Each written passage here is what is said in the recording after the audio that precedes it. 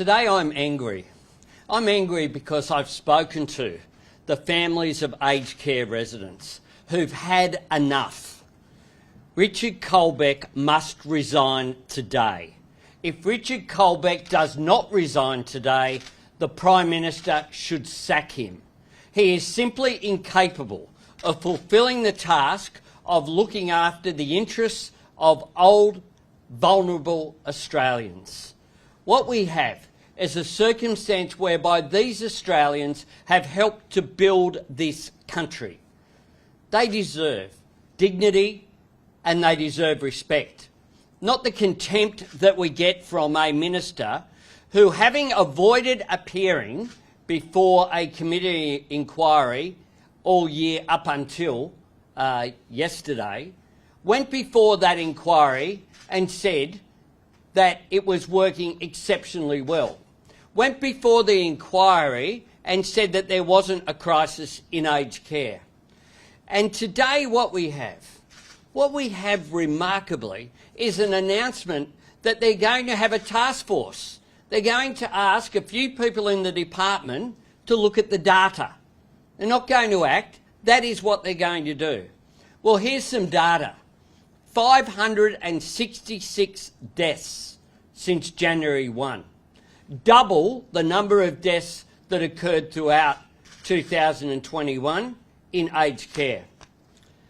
15,000 residents and 17,000 aged care workers being infected with COVID. 1/4 of shifts not being filled. 80,000 aged care residents who have not received booster shots. Aged care residents who are missing out on showering, who are missing out on food and water, who aren't having their wounds tended to. This is a crisis, and it's a crisis on this government's watch in the wake of a Royal Commission that described the aged care sector in one word: neglect. Well, we have had ongoing neglect from this government. They knew that aged care residents were particularly vulnerable, and yet we have aged care workers who still can't get access to rapid antigen tests. We have aged care residents who are confused, who are locked in their rooms, who aren't able to see their loved ones. We have the loved ones of these residents who are despairing, who are upset, who are fraught as a result of not being able to see their mum or dad or granddad or grandmum or their uncle or aunt or just their mate. This is not good enough, and we have an ongoing approach by this government that is characterised by complacency and characterised by always acting too little too late. And then we had the Prime Minister's grand announcement at the National Press Club of 2 one-off payments of up to $400 for aged care workers as a retention bonus, one of which is to be granted in March and one just about handed out with the ballot papers at the election in May. A cynical exercise from a government that doesn't even seem to understand the fact, which is that most people in the aged care workforce are part-time, are casual, and they're getting a pro rata rate. They're not even getting the figure that the government announced. And at best, if you're a full-time worker, it's about $1 an hour as a result of the payment that's being made.